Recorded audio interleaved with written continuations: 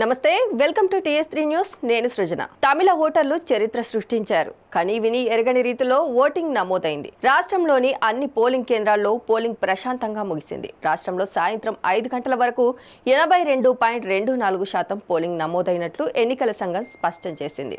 సాయంత్రం 6 గంటలకు పోలింగ్ పూర్తి కాగా అప్పటికే క్యూ లైన్లలో ఉన్న వారికి ఓటేసేందుకు అవకాశం కల్పిస్తున్నారు. దీంతో ఓటింగ్ శాతం మరింత పెరిగే అవకాశం ఉన్నట్లు కనిపిస్తోంది.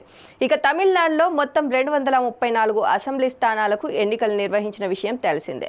తమిళనాడు అసెంబ్లీ ఎన్నికల్లో ఓటర్లు కనీవిని ఎరగని రేంజ్లో రికార్డు సృష్టించారు. రాష్ట్ర చరిత్రలోనే ఎన్నడూ లేని విధంగా సాయంత్రం 5 గంటల వరకు 82.24% మంది ఓటు హక్కును వినియోగించుకున్నారు. ఇక 1952 నుంచి ఇదే అత్యధిక శాతం ఓటింగ్ కావడం విశేషం.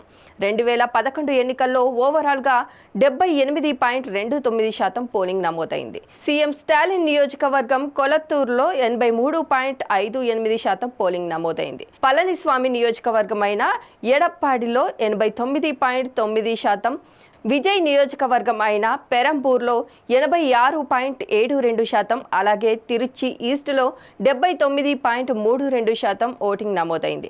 ఇక తమిళనాడు రాజధాని చెన్నైలో 81.34% పోలింగ్ నమోదైనట్లు అధికారులు తెలిపారు.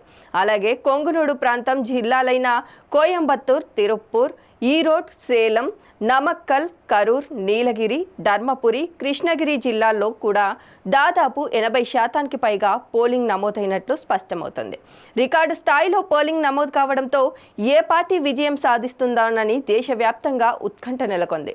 తమిళనాడుతో పాటు పశ్చిమ బెంగాల్లోనూ రికార్డు స్థాయిలో పోలింగ్ నమోదైంది. తొలి విడతలో భాగంగా 152 నియోజకవర్గాల్లో ఓటింగ్ జరిగింది. ఈ ఎన్నికల్లో సాయంత్రం 5 గంటల వరకే బెంగాల్లో ఏకంగా 89.93% పోలింగ్ నమోదైనట్లు అధికారులు వెల్లడించారు.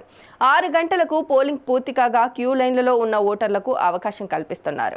2021లో 82.29% నమోదైంది. ఇక బెంగాల్లో రెండో విడత ఎన్నికలు ఏప్రిల్ 29న జరగనున్నాయి. ఇక తమిళనాడు, బెంగాల్ ఎన్నికల ఫలితాలు మే 4న వెల్లడి కానున్నాయి.